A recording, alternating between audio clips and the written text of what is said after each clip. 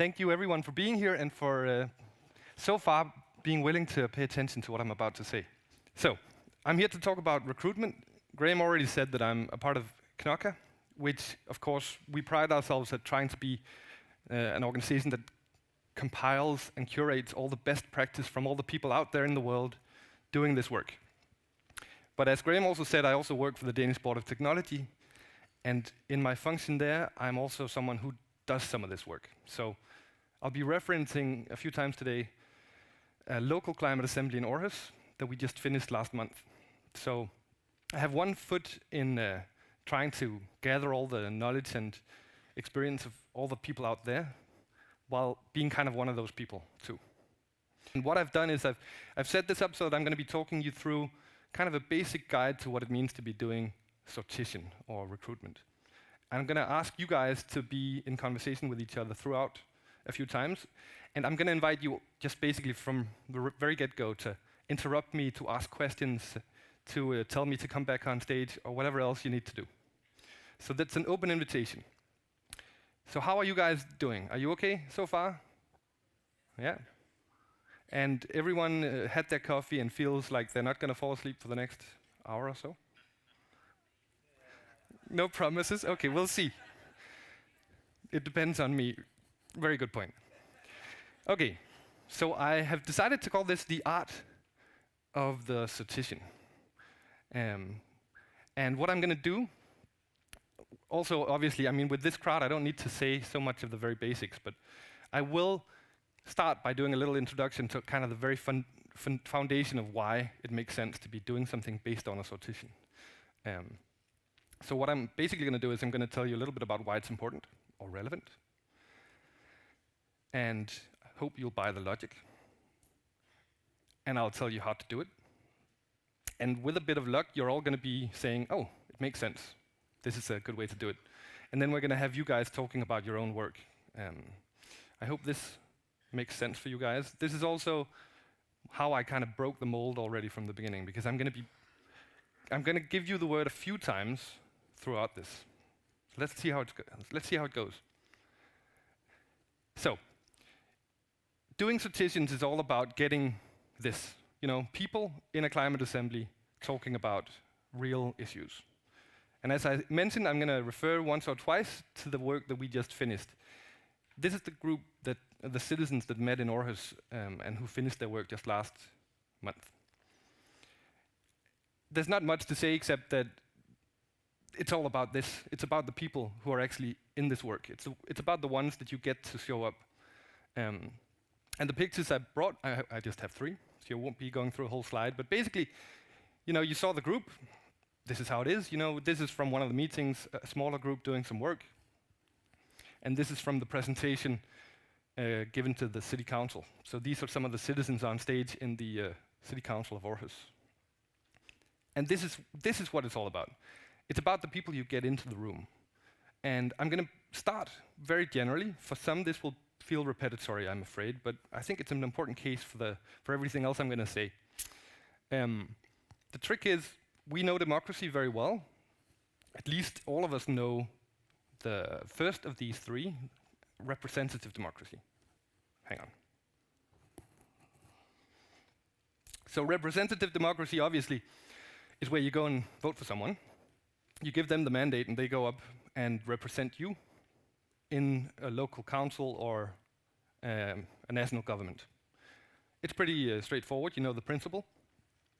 The next one, participatory democracy, is what I think most people know of as hearings or council meetings, where policymakers or the local council decide we want to have some input on something, so we're just going to open the doors and invite whoever wants to show up. And I'm sure all of you also have experience with this in one way or another. The thing is, you tend to get the people who have a lot of time, who have a particular issue, like typically someone who's angry about something, and you tend to get the same people coming back again and again. So a classic example is that you can get a room of middle-aged people who are kind of pissed off at something they think were done wrong, and then when they show up, they're basically spending most of their time telling what should have been done or why it wasn't good enough. So obviously I'm leading to the third one, and I know that Eve already told a little bit about deliberative democracy, and from the hands earlier, you're already experts, I think, on it to some degree. But what I wanted to say about deliberative democracy is that there's actually a lot of foundational thinking at the root of the idea of doing democracy where you involve people, where you take people into the decision-making process and you give them a real voice. And that's what this is about. Now, you have to fundamentally believe that that makes sense to be going down this path. I'm kind of assuming most of you guys probably already do. But you're buying into the concept that if you invite normal people, everyday normal people with everyday lived experience, and put them into a room, they're actually going to invest time and energy, and they're going to end up coming up with something that's meaningful. Now, for anyone who's tried doing this, I think it's safe to say that always happens. It's quite amazing how much creativity you can mobilize once you put people into a room and give them a real mandate and say that you really care about what it is they're about to say. And that's what deliberative democracy really is about. The trick is you have to buy into that for it to make sense, of course. How many think that makes sense? Just to have a... Have I lost you already? No? Okay, good. That would have been a problem. So what I'm basically saying is people matter. I put up a pretty self-explanatory example here. Like if you put into a room a bunch of people from the oil industry, chances are you're going to get certain types of answers. Just like if you were to put people from Greenpeace into a room together. Obviously, it makes a difference who's in that room. So the notion of adding people to a room and making them convene and discuss something, it doesn't mean it's completely irrelevant who those people are. And this is what sortitioning is all about. It's about getting people who are not the ones who normally show up, who are not the ones who already know exactly what they mean about something, or who represent an organization or an NGO or a lobby point of view where they pretty much know which arguments they're going to provide and how they're going to deflect whatever opinions might be in the room that they don't already agree with. So obviously, if you buy that, the notion of finding people, it comes down to the principles that you use for finding people. Now, I use the word mini-public. I assume also everyone knows what mini-public is, right, in this room? No? Okay. Well, in a very simple nutshell, I think for most practitioners, you kind of can use it interchangeably with doing, for example, a citizens assembly. But the very simple concept here is that a mini-public is a little tiny microcosm of the larger society. I used here a term that I actually don't know if you can really use, maxi-public. I think I made that up. But if you were to take Milan as a city, obviously there are X amount of people living in Milan. They come from all sorts of backgrounds. They have different ages, different genders, different socioeconomic backgrounds. Like there's a mix of people out there. The whole notion of doing a mini-public is to try to mirror that larger society in a group of people so that the ones you have in the room actually look like the constituents of the area for which you're doing your work. So that's why it has this term, mini-public. It's really just taking a little tiny microcosm of the reality you want to know something about, and then believing that if you do that well, and if you find people that really do mirror the larger population, they're going to say something that the larger population would agree with, or would have probably also come up with, if they had been the ones that were given time and resources to think about this. So, obviously, selecting them is not always the easiest thing to do. And that's really what this session is going to be about. It's going to be about talking a little bit on how you actually find those people so that they are not just the oil industry or Greenpeace or a third one, make up one for yourself. And here are a few ways of selecting. So obviously there's the first one, none. Not doing a selection process. I say this is pretty much what you do when you do a hearing. Like you send an open invitation, say whoever wants to come, come. Another one, mixed, would be saying, okay, we want someone from all the important stakeholder groups, so we're going to just find a bit of everything. So you go out and you do a sense of who you think are in there. It could be people from an industry, or people from the municipality, or local citizens, or whatever, but you try to mix it up. You try to have a bit of everything. Third one, well, balance kind of speaks for itself. You want equal amounts of all the ones that you find are the relevant groups for this particular topic. Or diversity. You ask people to apply and you try to build up a group that is as diverse as you possibly can. Mind you, the difference for that is diversity might be different in the maxi public that you're trying to mirror. So the next one, random, you just kind of invite a whole bunch of people, random, and you take whoever show up. And finally, of course, I'm building to the last one, and I'm kind of trying to make the statement that the last one might be the most meaningful. That is sortition. And what does sortition mean? Well, I am going to show you a rock, because we're not the first people who kind of think it makes sense to make an effort to choose people who are not just the ones who automatically show up. This is an old stone called something I can't remember without turning around, Kleroterion. It's a stone from Athens, which was used to select, I actually forget the term in English, but official representatives to discuss certain things in the city of Athens. And what you did was you kind of slotted in a little disk that had your information on it, and then through a very advanced selection process, you ended up finding out which of these columns you choose representatives from. And basically what you're doing is you're doing a random selection of whoever kind of cast the ballot. Of course, in ancient Greece, it was only rich people and men and landowners, etc. So it's a little far from actual sortition, but the interesting thing is this is a few thousand years ago, and the notion of actually having people come into the room that weren't just the ones who really wanted to is not such a new idea. But sortitioning, and I stole this from you, Eve, I hope that's okay. Sortitioning is about this process. And this is a good bridge to maybe say that I stole this from some material that FIDE has made around how to do a lottery. So you can look into that. It's printed down there. Eve is holding one up. And you have it in your resources too. So for anyone who've tried scanning this, you can actually find it through your resources too. I've also stolen things from another one that's in our resources, from MassLBP, this very brilliant company in Canada. So there's much more reading that you can do on this on your own. But I stole this from FIDE because I think it's a great representation.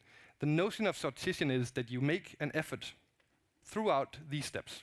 The first step being that you do a truly random selection. So you don't in practice ask every single citizen because that's resource intensive, but for the sake of argument, you ask everyone in Milan, who wants to join?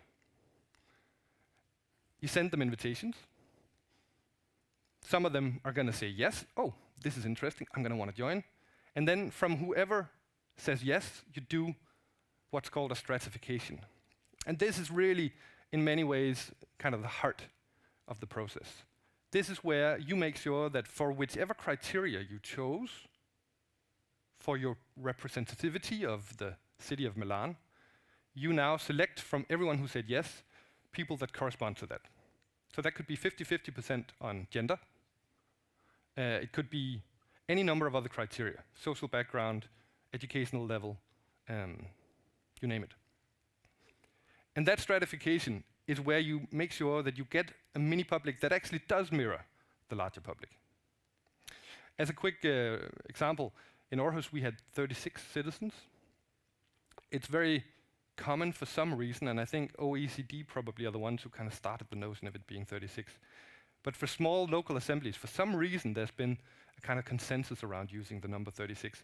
I'd actually like to know if anyone knows why, because it is kind of a random number. For national assemblies, there's been kind of a tradition for having 99 members. I'm not also 100% sure if there is a real solid reason for that exactly. But the notion is that you want a large enough sample so that you don't just have one person that represents that one demographic group. You want a few people for each of the demographics that are selected upon in that mini public. And then, voila, you have your mini public and you can do your citizens assembly. So obviously, like, this is just some basic stuff. Like, this is like the really foundational stuff. So I think I stole this one on one side from FIDE as well. obviously, if you kind of count the numbers, there's 32 participants in all. They divided the genders 50-50. They had something about geography, age, educational level. Like, you could say that's like the really basic stuff. The other one I added next to it is from Sortition Foundation, whom I also promised to mention because they do this professionally and have a lot of data on what works. I think they've done 120 sortition processes where they've been hired to do the sortition. So they obviously know a lot. But this is one of theirs. I was stupid enough not to write down where it's from. It might be from Scotland. But it has gender, age, ethnicity, disability, education, geography, and IMD, which is a poverty index. This one is from the National Assembly in Denmark. Obviously, you want well, population is pretty easy to understand, but this basically says, on one side, the population, so this is the marker for age groups in the population of Denmark, and this is what they managed to actually get into the room in the Citizens Assembly. So these are some of the really basic ones, right? It makes sense to try to have them because it's something you can fairly easily get data on. But the thing is, this is kind of in the factual category. And someone very brilliantly already led towards what I'm going to say here. The thing is, the factual ones are the ones that very typically are quite solid in terms of data. Most countries, I think, if not all, have fair statistics around their population when it comes to these factual criteria. But there is the aspect of attitudes, which is a whole different ballgame. Now, attitudes can be a bunch of stuff. So we had a great example in a way when talking about political affiliation, right? Because you do have your, you do elections and it's pretty clear who ends up voting for who. So you have some statistics there. You can refer to that, right? But for other things, for example, what do you think about assisted dying? I mean, maybe you have data, because maybe someone did a very thorough census on that, but maybe you don't. For a lot of other things, when it comes to attitudes, you'll have similar things. You might find it'd be super interesting to make sure that whoever's in this room are representing the different spectrums you might have around energy infrastructure. But well, that's actually more of a factual one, but it might be opinions around which type of energy production you might want. So you might have people who are advocates for something or not for something else. Having those things can be a great idea, but the thing is, it's all about what you have data on. So you can come up with a million ideas for things that you think are great examples of something you might want to have because it would give a clear sense of representation. But if you don't have the data to mirror it, then how are you going to know what the maxi public looks like? And if you do decide on something attitudinal and you do have some data, it might be a good idea to also be asking the exact same question to your citizens and not to be rephrasing it, because if you do rephrase it, then can you then match it to the data? So really the point with this is that there are lots of things that could be interesting to do, but a very basic general recommendation is only do it if you have the data to support it. And this makes me actually come to what I had on this one. This is, I know you're not supposed to have so much text on a slide, but this is actually an email that Graham sent to me. So I just figured I'm going to pop it up there. Because he's a very smart man, as I'm sure you already know. I'll summarize. It basically says that very often you can get the situation when you're doing a climate assembly that people question whether it is a biased assembly. So for example, if you're doing a climate assembly, one of the obvious criticisms is that, it's all the climate advocates or climate, what do you call that? It's all the people who really, well, back to Greenpeace, right? The ones who really care about doing something to mitigate human-made climate change. So we can't really trust it because it doesn't mirror the population. Like, only the ones who really care about this are going to show up. Now, that's a kind of interesting point, right? Because that might be true, but how do you ask a question that makes sure that you don't? So the example that Graham gave here is to ask the question, concern about climate change. And the thing is, if you don't have that kind of thing, you can be a victim of criticism because you can't prove that you didn't have a biased room. But at the same time, if you ask that question, how are you going to support that you know what the general population thinks. Oh, Graham, you look like you want to say something. You're very welcome. Well, I'm not. He's kind of my boss in KNOCA, so I also have to make sure. No. This is becoming an interactive session between me and come on up. I'm not entirely happy about my emails being shared. But and I'll correct me if I'm wrong, because Kelly is in the room, but there was a national survey, so we actually had a baseline of concern about climate change. And I reckon in most countries there has been a national or local survey on that topic. I would be surprised if you wouldn't be able to dig it out somewhere that someone hasn't done a survey which asks about that. And we particularly didn't use the question, do you believe in climate change or not? We were actually asking them, how concerned are you, from very, very concerned right the way to not concerned at all. So, I mean, it wasn't actually trying to, so there was a reference criteria for that one, and there was a specific attempt to do that. Yeah. I'll leave you. Thank you, Graham. So it is a good example. The other example Graham gave here, which I just ruthlessly copy-pasted into my slides, was that if you're doing an assembly on transport modes, well, it might make sense to be asking what kind of transport modes the participants are using. So that's kind of self-evident to some degree. You know the types of transport, but the thing is, it's very often connected to your socioeconomic background too. So you might get very different types of people depending on what type of transportation you're using. I thought that was very smart, Graham. That's why I added it.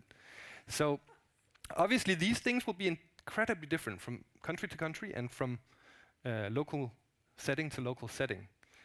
And since this was the last one, I'm going to come back to the one I already said. It's all about this. It's all about what you can actually substantiate and support with your data.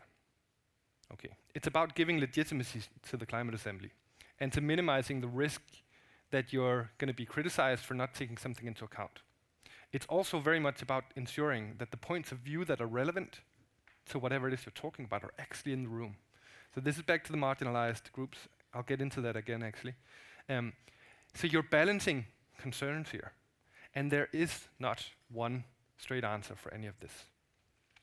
But hopefully, by starting to reflect on things like this, by knowing that you have to start with something that you can actually talk about in your data, that you can refer to something, and by being very conscious about the negative consequences of keeping on adding more, like someone said here, that if you keep adding questions, sooner or later you're going to make it very difficult for people to even apply, because it's just too complex.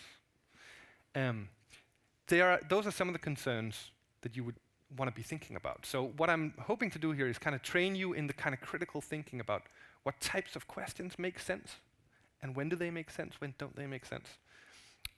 And this will lead me, hopefully, to the next thing, which is, I called this the dilemma of representation. The thing is, there's a lot of things that are difficult when you're doing a sortition. One of the classic things I keep hearing when you ask citizens that have been a part of a process like this is, what did you think when you got the invitation? And every single person I've ever heard ask that question says, oh, I thought it was a prank, or I thought it was fake, or I thought they didn't, it's a fake news or a fake call or something. So the first thing is, generally, most people don't really think that they actually were invited by something real. So a large amount of people just throw it directly into their junk mail, because, obviously no one's going to ask me this, so this must be fake. The thing about that particular thing is, I'm going to use another term which I don't know if I'm making up. I heard a researcher who's working on the Scottish Assembly use this. I'm assuming it's a real term. But political confidence is something that came up when we were working in Aarhus. That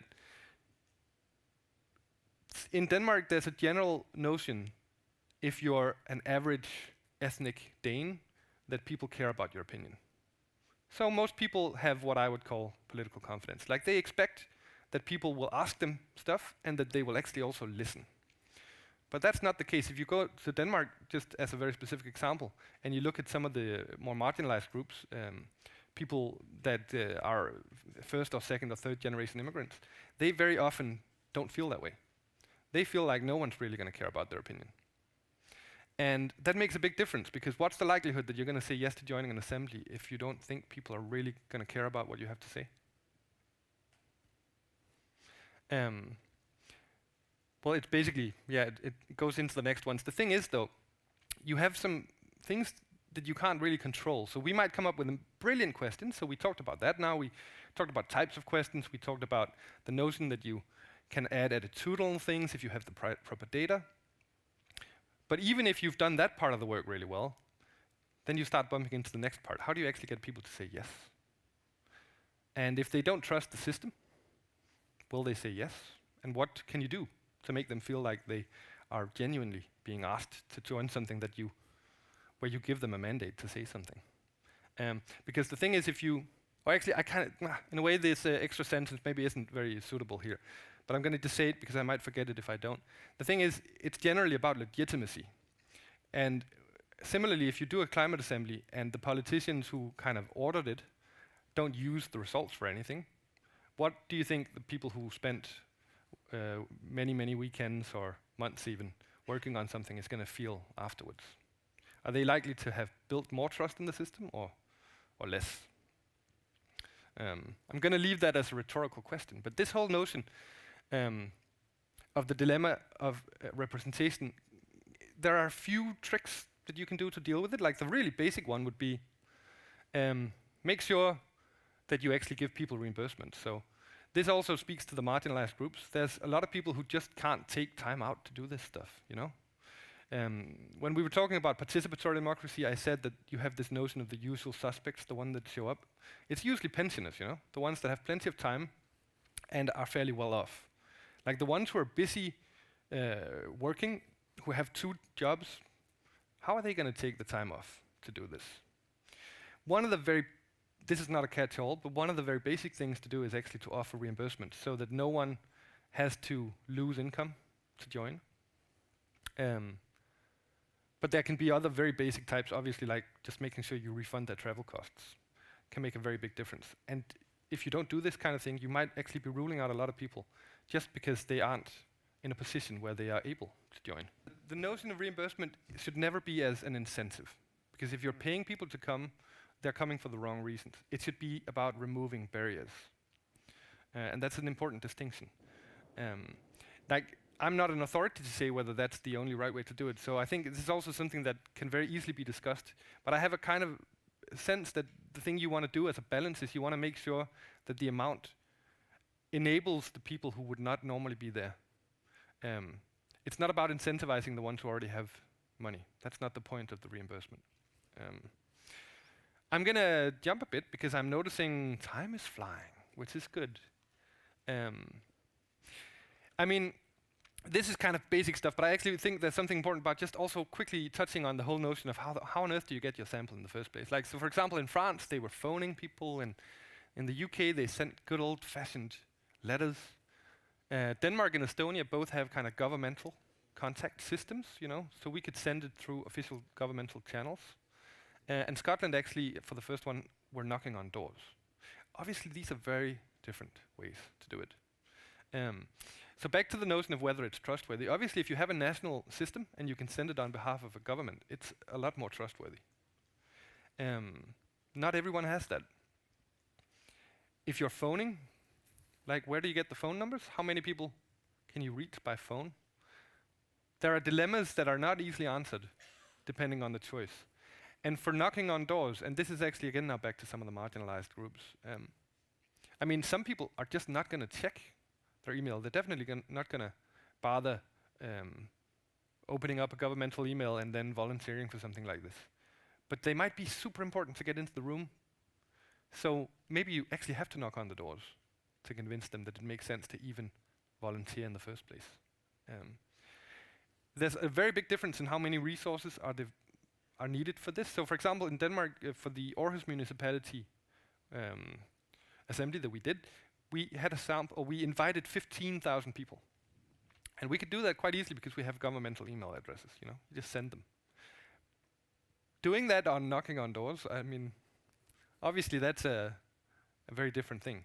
But if you are working on an assembly with issues that relate very much to a demographic that won't naturally show up by themselves, the question is whether you need to do it.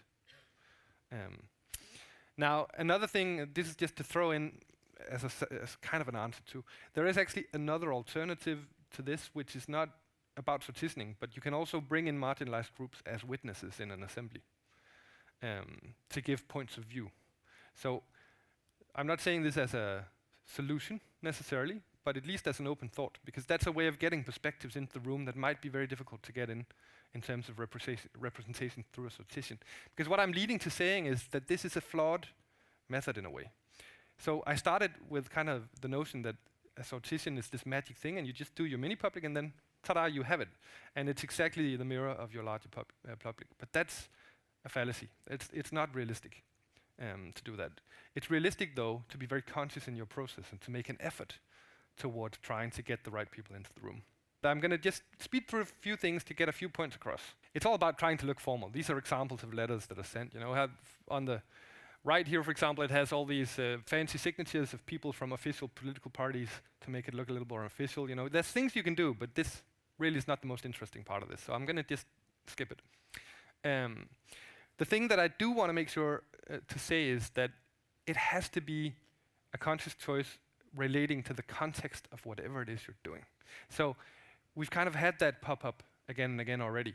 Like, depending on what assembly you are organizing and what kind of questions you're posing, you're going to need different priorities. Or you're going to need to think about different types of groups that might not show up on their own. So I spoke of reimbursement as a very specific tool, but the whole notion of making sure that you get enough samples, like that you get out there and get enough people saying yes from different points of view, is going to be relevant depending on the context you're working in. I mean, so basically, you always need to start with what it is you're doing, what the point of that is, what kind of results it is you're going to do, and who you're giving those results to. And the last one, well, what's in it for the participants? Really, it's about communication at the end of the day, but it's a question that I think is important to ask and to put forward in your communication, because if you don't know as a citizen why you're joining, you're not very likely to say yes. So the notion of making it very clear that this is a chance to have influence, and to also make sure that you have a process where they do get influence, is quite essential. So knowing that I am almost out of time, I'm just going to add 3 very specific things that I thought might be relevant to say. The whole thing about data, I've said that, but it doesn't hurt to say it again, because it's pretty important. Something I haven't said yet, because I didn't know where to fit it in, but which is just an ongoing experience, is that people drop out. So we haven't really talked much about that yet. So back to the idea that you get this perfect sample. The thing is, of that perfect sample, let's say you are choosing 36. We did that in Aarhus. We chose 36, but 34 showed up on the first day. And then it was over a winter. People got sick. By the end of it, I think we had 28 citizens left. Now, my experience is actually based on having seen cases from a few places that you can expect up to about a 20% dropout. And of course, you can do things to try to avoid that. But I'm actually going to give as a very personal recommendation to over-sample. So if you want 36 people, invite 45. Because if 20% of 45 leave, you still have 36. That's just an opinion, so you can think about that. And the last one, you need to make the effort for the marginalized groups. There's just not a quick fix for it. But I wanted to say again to that you can bring in people as witnesses if there are points of view that are just absolutely essential. And for example, if you only have 36 people and your data says that you should have one person from this particular marginalized point, it might be a very fair and reasonable thing to oversample on that, so that you don't just have one person and one voice that might leave because they get sick halfway through the process. Thank you.